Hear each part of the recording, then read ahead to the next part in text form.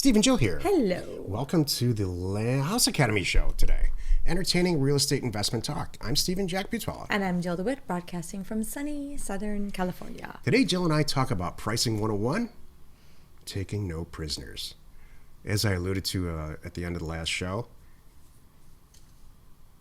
we don't run a charity organization here. And while Jill and I donate to many charities, We do.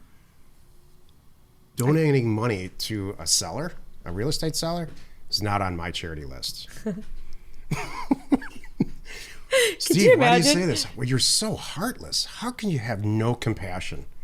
How can you possibly sit there and say, and feel okay? I get this about twice a year. I have this conversation.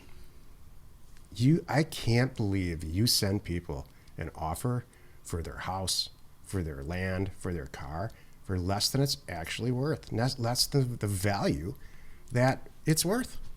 You know what makes you mad about that? It's the same people you want to go, so tell me again about that motorcycle you bought from the guy that was retired. Oh, I got it for a steal. Well, wait a minute. You should have paid full price for that then, right? Shouldn't you have, and he put all that love and attention into it and shouldn't have you paid extra for that? Sorry. They don't see it like that. I agree. It's hilarious. Like yard sale. Then you obviously never go to a yard sale. That's right. There's this, it's 2020 and it's April, the end of April, it's almost May. Well, by the time this airs, it's May. Yeah. And we're in the worst healthcare scenario I've ever seen, and hopefully we'll ever see in our lives. And many of you young people, the same thing. And part of our reaction to this terrible tragedy, this healthcare thing, is the level of altruism and compassion, and especially in America, it has gotten to a point, and it's probably I don't know what the root of it is, but everybody is just so rewarded for, I don't want this to become a rant, but it really is too bad. And Right. it's a result of just everybody's got a cause. This generation, everyone's got a cause. I have a cause. My cause is being in a good relationship with Jill and making sure that my team, meaning our children, are doing well and they're educated and well fed. That's my cause. I like that. And I spend a lot of time and money on it. They provide for themselves. Yeah. We want to set them up to provide for their families, and then it spills into our community. That's it. That's what Land.Academy is too. We're helping other people and teaching them to provide and help their people. I was helping somebody with a mailer recently. That's what this whole show is about. Okay. And they had this altruistic type. I'm providing a service, and it's probably because I heard it on a show one time where I said, "Yeah, we are providing a service. We provide a liquidation service for people who no longer want their houses, right, their land, or their cars, and we charge for it. So I'm happy to give you retail for whatever value you think any of those assets are, but I'm going to charge you about a $25,000 fee." There we go. We can do it that way too.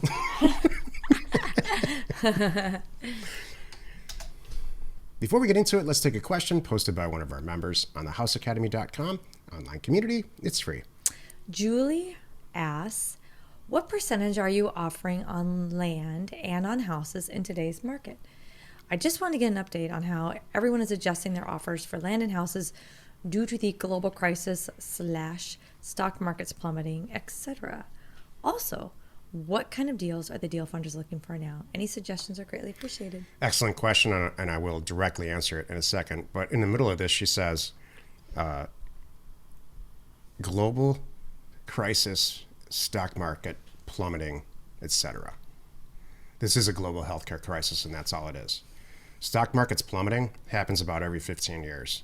Might because of a housing thing, might because of a war. But in the economic cycles of capitalism, there's ups and downs. So this is not new, and it's going to happen again about every 10 or 15 years. And I learned a long time ago, and I really want everyone to really understand this, especially if you're young and this is your first recession. It's going to happen again, and this is how you make money. Right.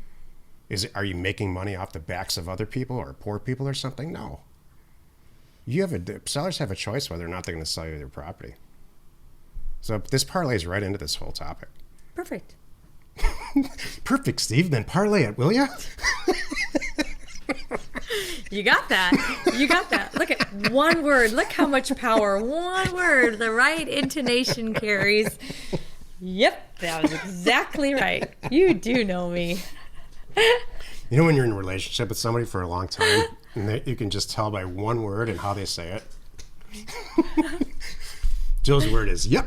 Uh-huh. When she's done, yep. Yep, that's right. That's it right there. You said it again. Uh-huh. 20%. That's it. I say yep, and I leave the room. 20% for land. Are we into the power thing? No, you're answer saying what percentage? Oh, It says sorry. what percentage are you offering? See, you just want to move this along. I kind of do. What percentage are you offering land and houses in today's market, meaning this virus thing?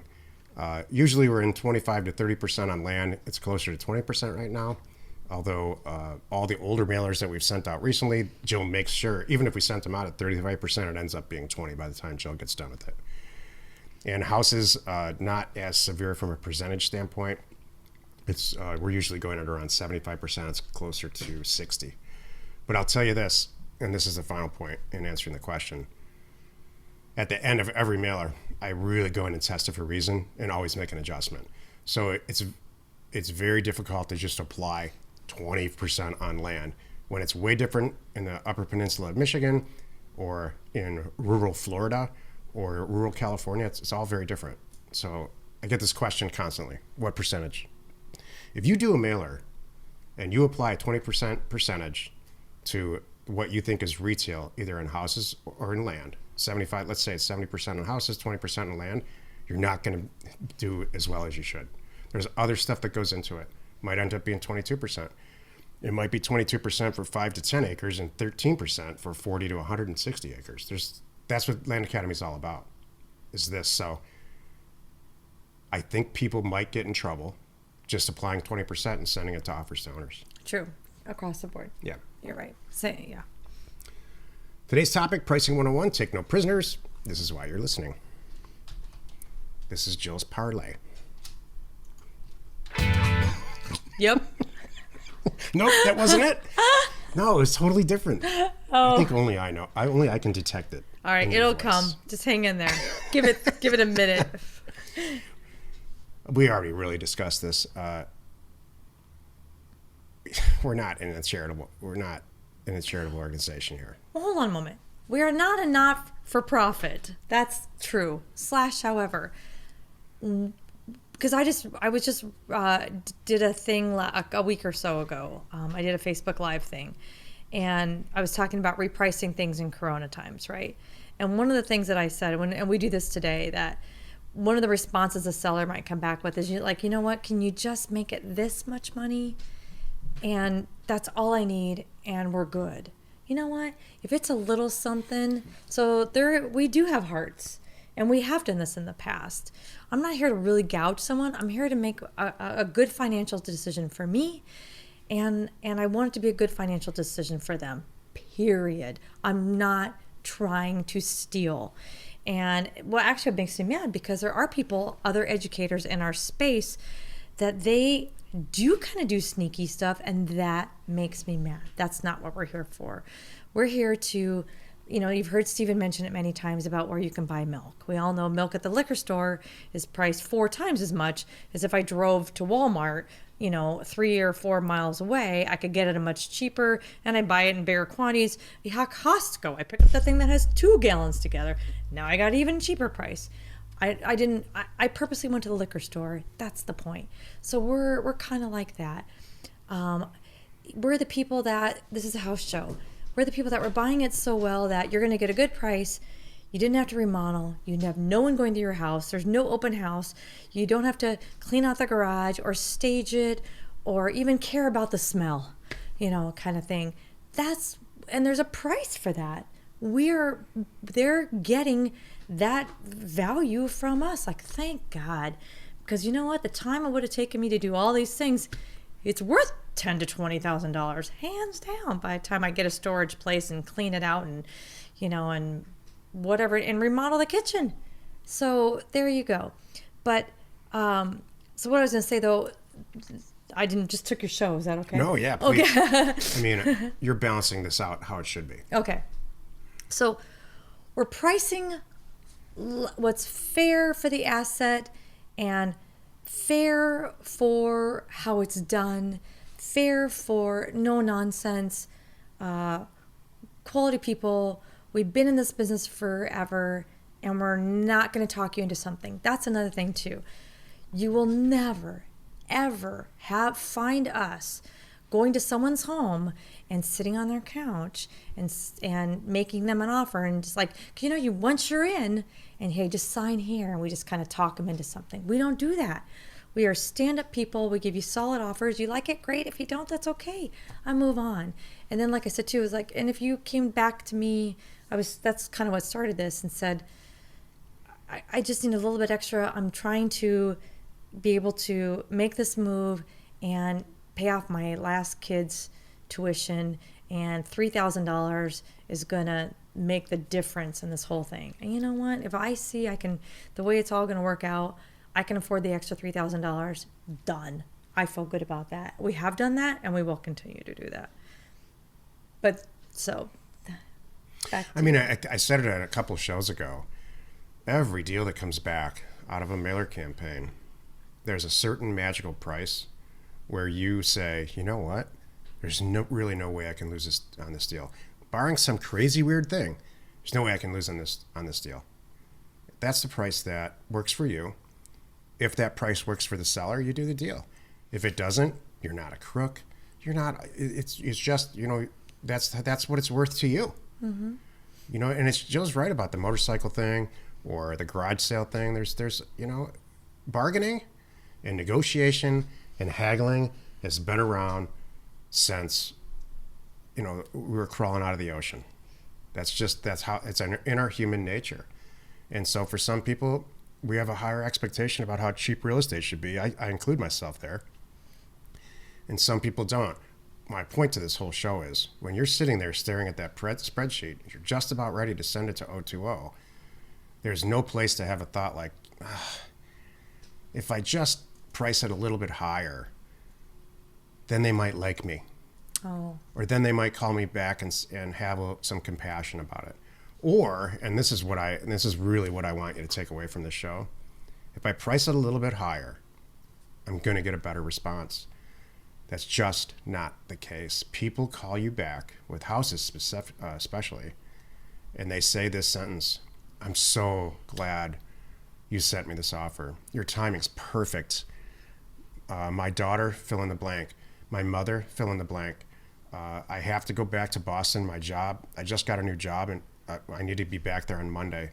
Can you handle this for me, please? Yes, your price. The word price only comes up once in these conversations. It's all a personal story and a situation that you're in. And then, you know what happens at the end of that conversation? Thank you, Jill. Thank you so much. It's such a pleasure to do this with you. I had real estate agents calling me. They were telling me all this stuff. I don't care about any of that. I just really can you handle it from here? I'm happy to sign some stuff. Let me know. That's how this goes. So you're not going to altruistically change anybody's attitude by higher prices. Mm-hmm. Think about check cashing.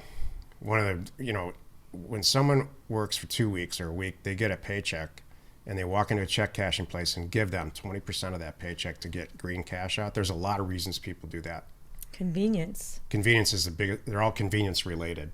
But nobody nails those guys. Can you imagine? For 20%. Nobody picketing says, outside of... why are you taking care of this? You charge too much. Yeah. Why are you taking advantage of this poor person on this? You should be given... You just don't walk in there. If they have a $2,000 paycheck, you should be giving them $1,999. I'm sorry. That's what it's worth. Mm-hmm. That's what the paycheck's worth. That's like real money. That's not even real estate where there is some kind of opinion about maybe that one's worth more or worth True. Less. Yeah, I agree. So I've about, in case you can't tell, I've about had it with this. I've been doing this since the early 90s. And I've about had it with this altruism in real estate. You know what's funny? If you put these, let's just say, if someone's back is against the wall, and you say, "Look, the house next door to yours is available. because the sweet old man passed on. You could buy it for half price. Would you? They'll go, of course. I'm like, well, how is this different? How is that different? It's the same thing. If every single person, if you at Steven's Kegger dinner parties,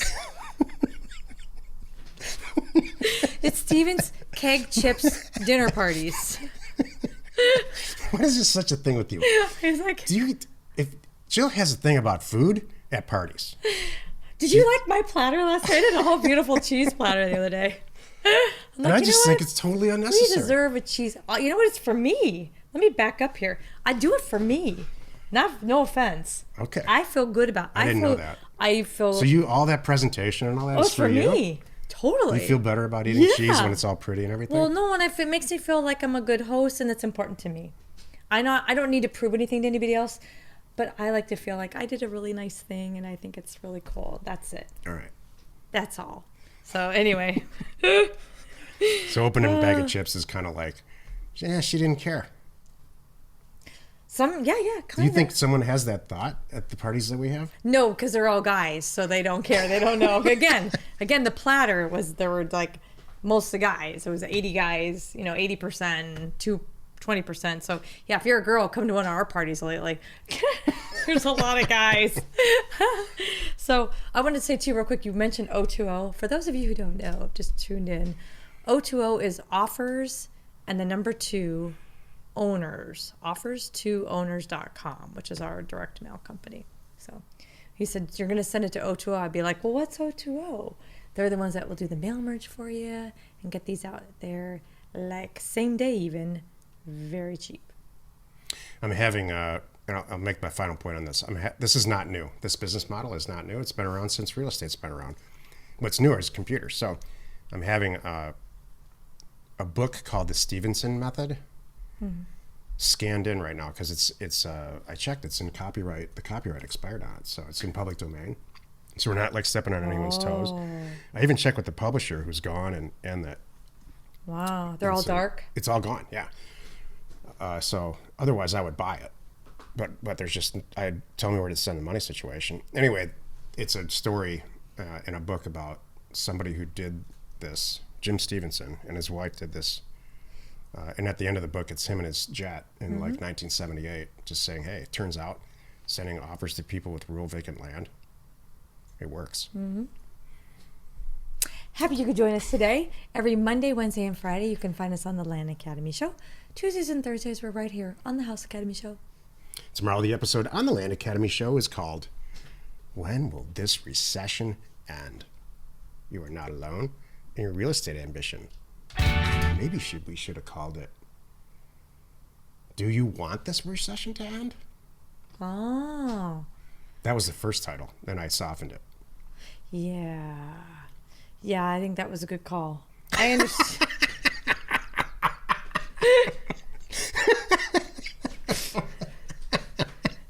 Because you don't want to be that guy. But there. Oh, Jill, you're crap. Okay. Well, I'm not going to say it now. We'll leave it at that. Okay. The House Academy Show remains commercial free for you, our loyal listener. So wherever you're watching, wherever you're listening, please subscribe and rate us there. We are Steven Jill. Information and inclination to buy undervalued property.